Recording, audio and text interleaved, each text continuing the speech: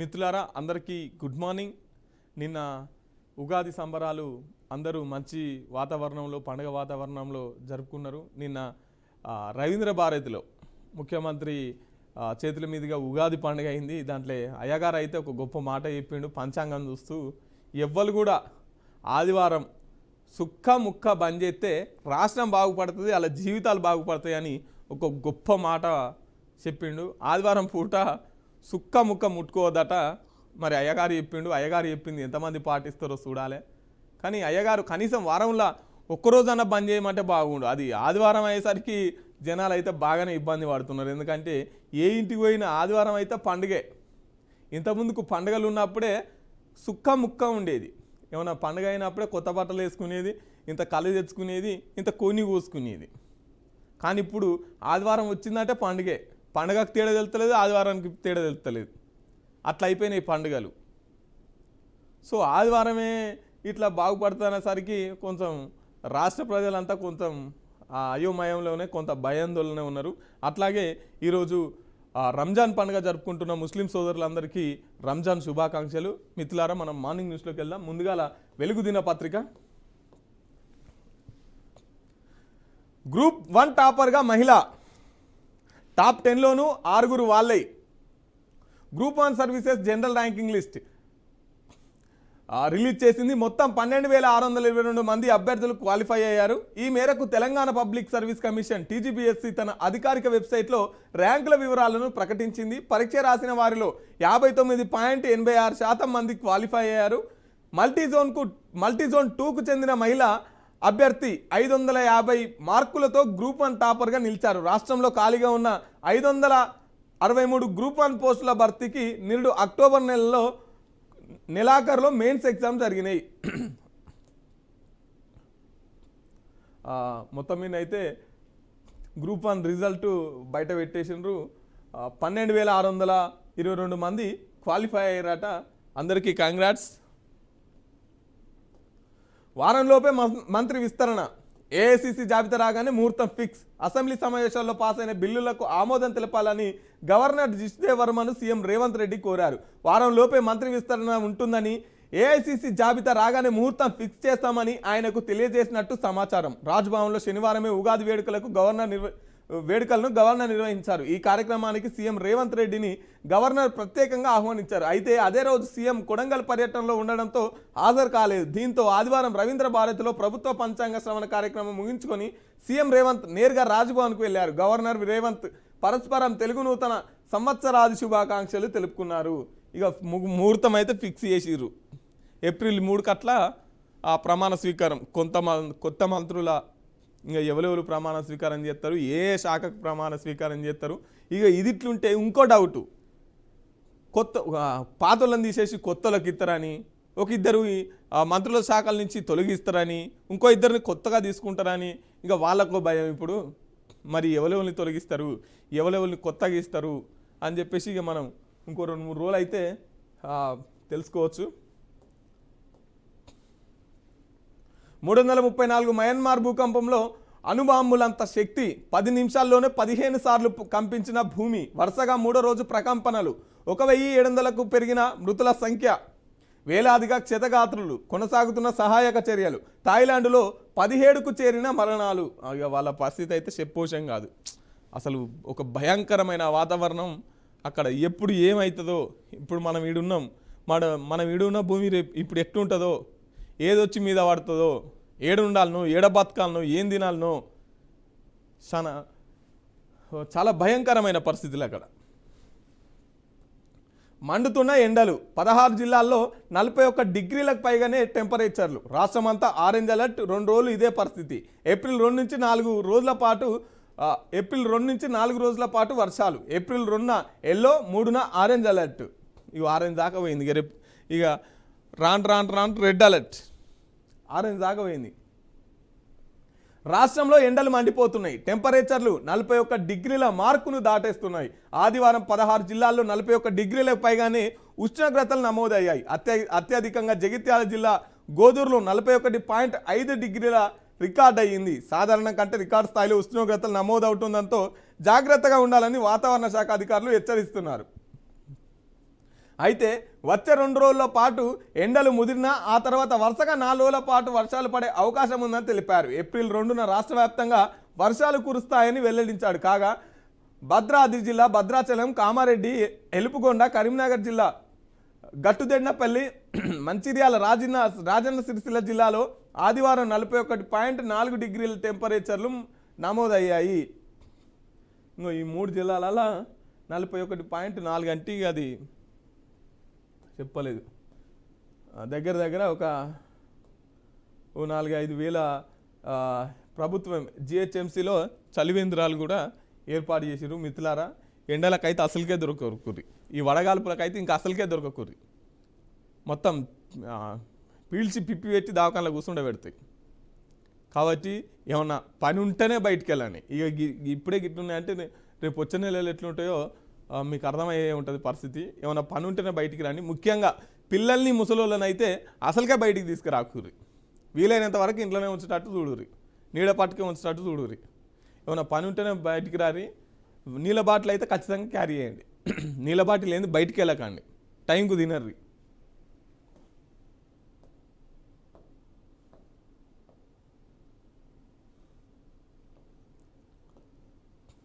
చెరువులో మునిగి నలుగురు మృతి. చెరువులో మునిగి తల్లితో పాటు 3 చిన్నారులు చనిపోయారు. బట్టలు ఉతికేందుకు తల్లి చెరువులో దిగగా చిన్నారులు స్నానం కోసం వెళ్లారు. ప్రమాదవశాత్తు చిన్నారులు మునిగిపోతుండగా వారిని కాపాడేందుకు ప్రయత్నంలో తల్లి కూడా ప్రాణాలు కోల్పోయింది. ఈ ఘటన కామారెడ్డి జిల్లా ఎల్లారెడ్డి మండలం వెంకటాపురం గ్రామంలో చోటు చేసుకుంది. అబ్బా, బట్టలు విండుతానికి పోతే తల్లి బట్టలు విండుతానికి పోతే పోరగాళ్ళు ఈత కొడతానికి పోతే అల్లాటే వేరు. పాపం పిల్లలు కూడా తల్లి కాపాడతానికి పోతే పిల్లలు కూడా అదే పాపం. మొత్తం 4 తల్లి, 3 పిల్లలు. డీల్కు ఒప్పుకుంటే బాంబులేస్తాం, డీల్కు ఒప్పుకోకుంటే బాంబులేస్తారట. వీళ్ళ బెదిరింపుదుడు. పెన్నడు ఎరగని రీతిలో ఆ దాడులు ఉంటాయి. మరో విడత ఆంక్షలు ఎదుర్కోవాల్సి ఉంటుంది. న్యూక్లియర్ ఒప్పందంపై ఇరాన్కు ట్రంప్ వార్నింగ్. ఇరానోలకు ట్రంప్ వార్నింగ్ ఇస్తుంది. మీరు డీల్కు ఒప్పుకోకుంటే బాంబులేస్తాం.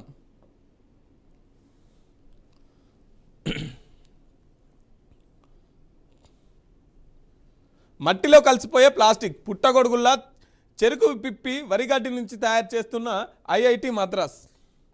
పుట్టగొడుగుల నుంచి, చెరుకు పిప్పి నుంచి వరిగడ్డితోని ప్లాస్టిక్ తయారు చేస్తున్నారట. మంచిగా సంచులు, అగో కప్పులు.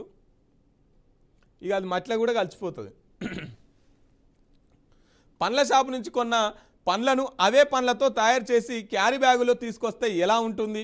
కూరగాయలు పుట్టగొడుగుల నుంచి తయారు చేసిన బ్యాగుల్లో క్యారీ చేస్తే కొబ్బరి బొండాలను నాచుతో తయారు చేసిన స్ట్రాతో తాగి ఆ స్ట్రాను గుటకాయ స్వాహా చేస్తే అవును, అక్షరాల ఇలాంటి పరిశోధనలే జరుగుతున్నాయి. భూమి, చెరువు, సంద్రం అన్న తేడా లేకుండా భూగోళమంతా నిండి జీవాల ఉనికికి పెనుపుగా మారుతున్న ప్లాస్టిక్ పులిస్టాప్ పెట్టి భూమిలో వేగంగా కలిసిపోయే బయోప్లాస్టిక్ను తయారు చేసేందుకు ప్రపంచమంతటా పరిశోధనలు ఊపందుకున్నాయి. ప్లాస్టిక్ కన్నా తేలికగా ఉండే, ఎక్కువ కాలం మన్నికనిచ్చే, తక్కువ టైంలో భూమిలో కలిసిపోయే బయోడిగ్రేడబుల్ ప్లాస్టిక్ తయారీకి మన దేశంలోనూ ఐఐటి గువాహటి, ఐఐటి మద్రాస్లో కూడా రీసెర్చ్లు నడుస్తున్నాయి. పలు సంస్థలు అందుకు అనుగుణంగా బయోప్లాస్టిక్ను ఉత్పత్తి చేసే పనిలో పడగా వాటికి ప్రోత్సాహాన్ని ఇచ్చేందుకు కేంద్ర ప్రభుత్వం విధి విధానాలను సిద్ధం చేసింది.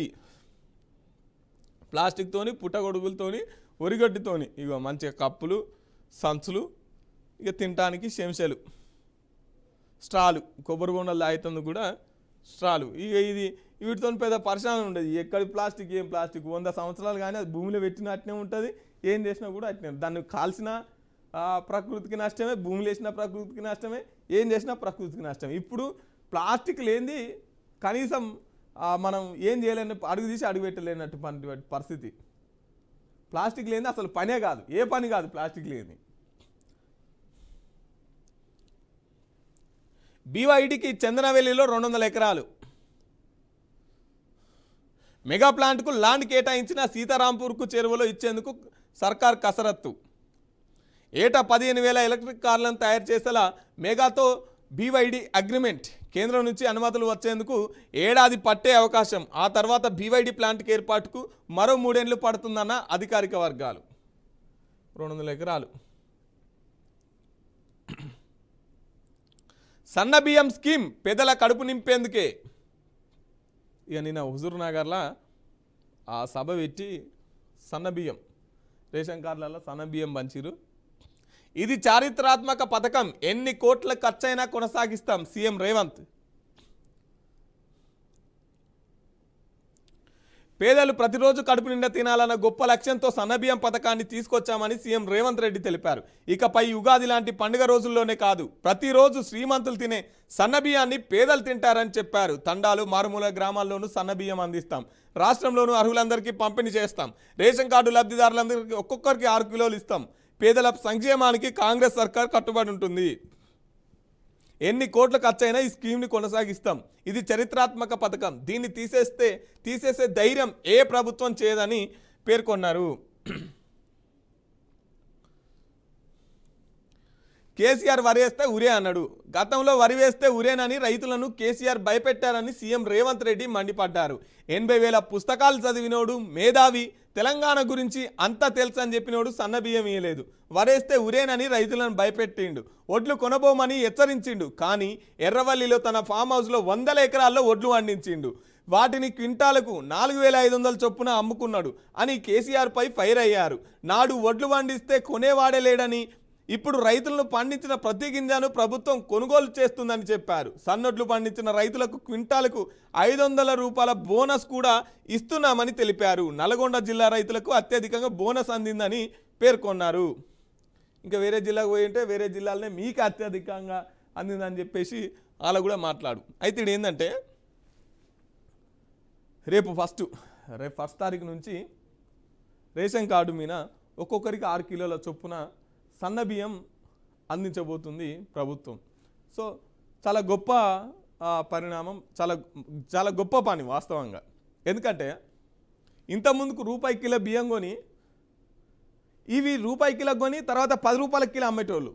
ఇక ఏమన్నా ఉంటే ఏమైనా దోశలకు అట్లకు ఈ బియ్యాన్ని ఉపయోగించుకోనట్టు.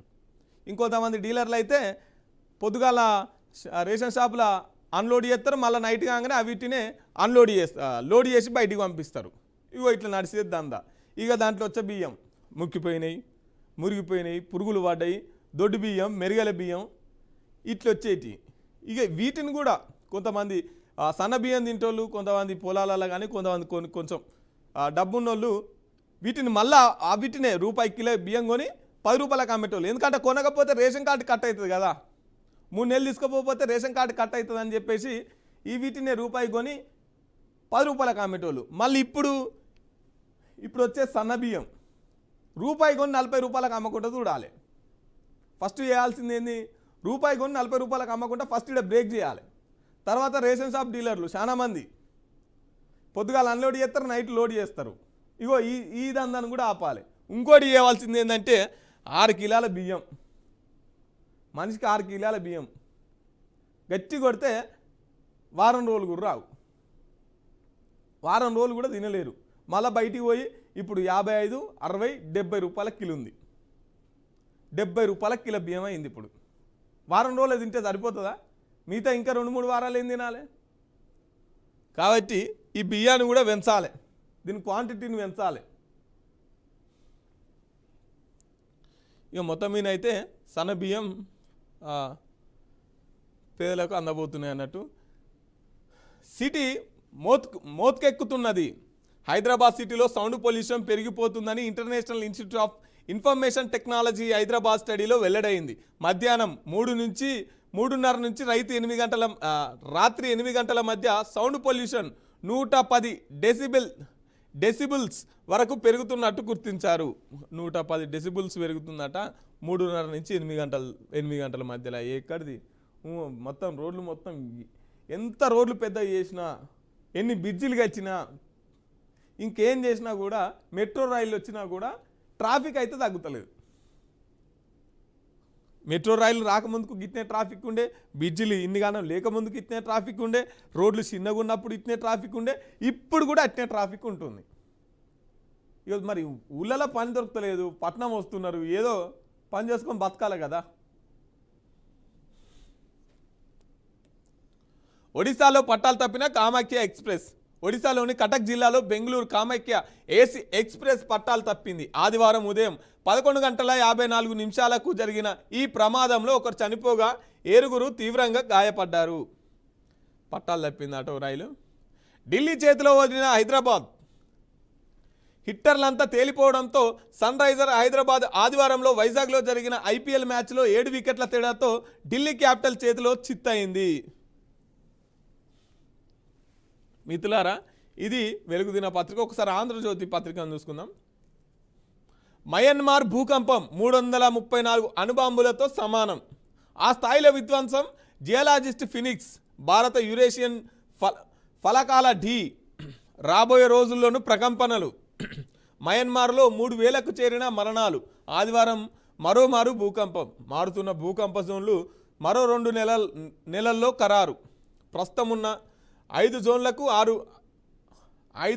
6కు పెంపు. ఉన్నత స్థాయి కమిటీ ఓకే. భద్రాచలం మినహా సేఫ్ జోన్లో తెలంగాణ. ఇదేంది? ఆసక్తి తగ్గుతున్నాయి. సంసార సుఖాన్ని ఆస్వాదించలేకపోతున్న యువజంటలు. భారీగా పెరుగుతున్న హెచ్ఎస్డిడి కేసులు.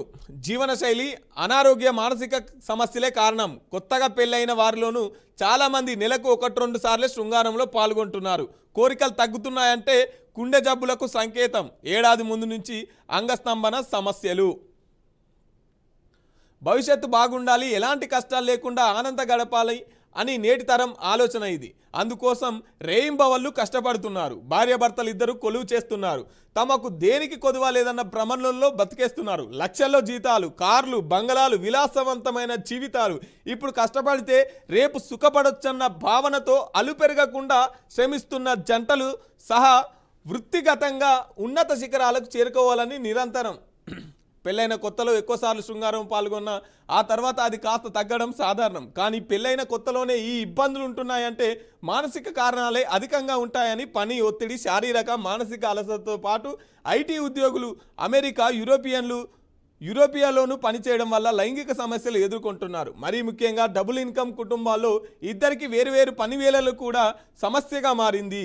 చాలామంది నెలకు 1 లేదా 2 సార్లు సెక్స్లో పాల్గొంటున్నారు. మా దగ్గరకు వచ్చే జంటల్లో 20% మందికి ఆరోగ్యపరంగా ఏ సమస్య ఉండదు, కానీ పిల్లలు పుట్టడం లేదని చెబుతారు. అన్ని పరీక్షలు చేసిన తర్వాత వారికి మేము ఇచ్చే సలహా ఏంటంటే నెలసరి అయిన తర్వాత కనీసం 10 నుంచి 17 రోజుల్లోపు సెక్స్లో పాల్గొనాలని మనవి. సెక్స్లో పాల్గొనడానికి కూడా షెడ్యూల్ వేసుకుంటున్న జంటలకు అంతకు మించి ఏం చెప్పగలం? పిల్లలు ఎట్లా పుడతారు? మరి పిల్లలు ఎట్లా పుడతారు చూడురి. అయితే ఇప్పుడు ఏమవుతుందంటే, ఇప్పుడు నాకు ₹1,00,000 జీతం వచ్చింది అనుకో, ఇంకో 10,000 పెరగాలి, ఇంకో 20,000 పెరగాలి, ఇంకో 50,000 పెరగాలని చూస్తున్నాం. కానీ ₹1,00,000 వచ్చినా కూడా సుఖంగా లేని బతికేందుకు అంటున్నాను నేను. ₹1,00,000 వచ్చినా కూడా ఈ క్షణం నేను సుఖంగా లేను కదా. రేపు సంపాదించి ఎప్పుడో పుట్టుకోమంట. ఎందుకు డబ్బు? ఎందుకు? ఈ క్షణం మనం జరిగింది ఎట్లాగో జరిగిపోయింది, రేపు ఎట్లాగో జరిగేది జరుగుతుంది.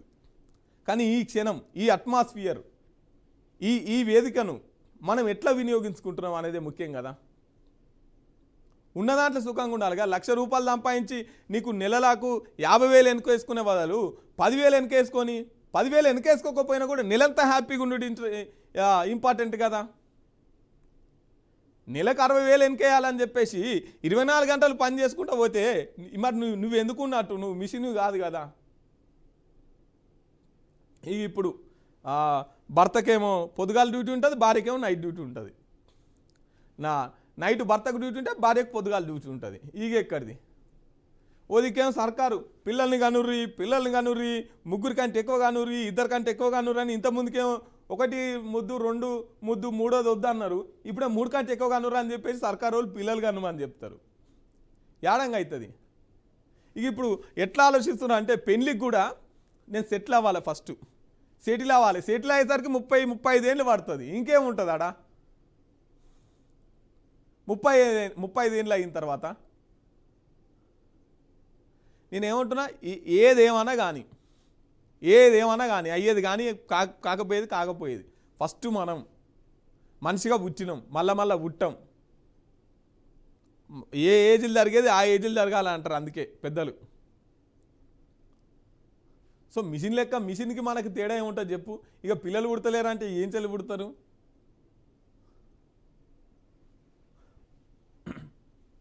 ఇక మొత్తం ఇదే పరిస్థితి అంట.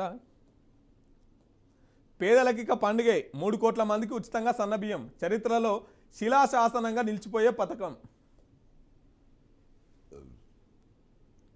సన్నబియ్యం అన్నంతో రాష్ట్రంలోని పేదలు ఇళ్లలో ప్రతిరోజు పండుగ కానుందని ముఖ్యమంత్రి రేవంత్ రెడ్డి అన్నారు. శ్రీమంతుల ఇళ్లలో తిన్నట్లే ప్రజలు కూడా ప్రతిరోజు సన్నబియ్యం తినేలా చేయాలనే సంకల్పంతో రాష్ట్రంలోని 3 కోట్ల మందికి ప్రజలకు ఉచితంగా సన్నబియ్యం అందించే పథకాన్ని ప్రారంభిస్తున్నామని చెప్పారు.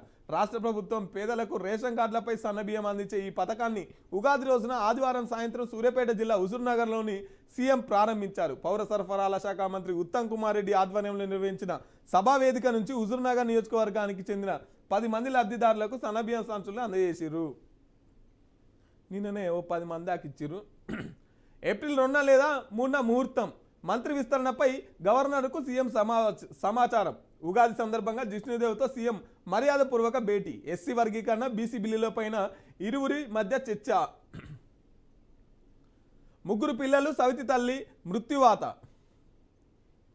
తల్లి అని రాస్తే సరిపోయా, సవితి తల్లి ఎందుకు, ఇంకా కన్న తల్లి ఇందట.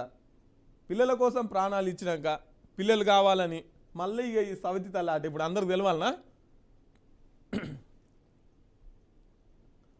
కామారెడ్డి జిల్లా వెంకటాపూర్లో ఉగాది పండుగ రోజున ఘోరం. చెరువులో పడి 4 మృతి. ప్రమాదమా, హత్యనా అన్న కోణంలో పోలీసుల దర్యాప్తు. పోలీసుల అదుపులోకి పిల్లల తండ్రి.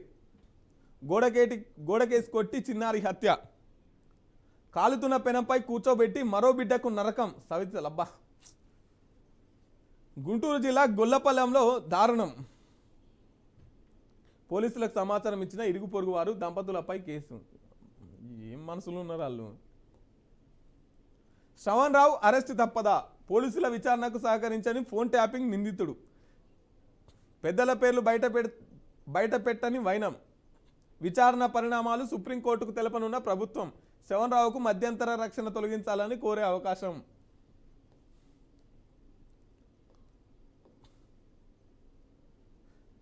ఏ పార్టీకి ఆ పంచాంగం.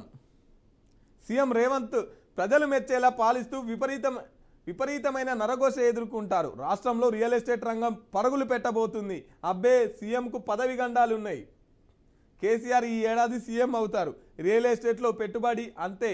టీడీపీకి కూటమి వచ్చే ఎన్నికల్లో గెలిచి తెలంగాణలో అధికారం చేపడుతుంది. ప్రధాని మోదీకి ఈ ఏడాది మధ్యస్థంగా ఉంటుంది. మోదీ చండాసనుగా మారతాడు.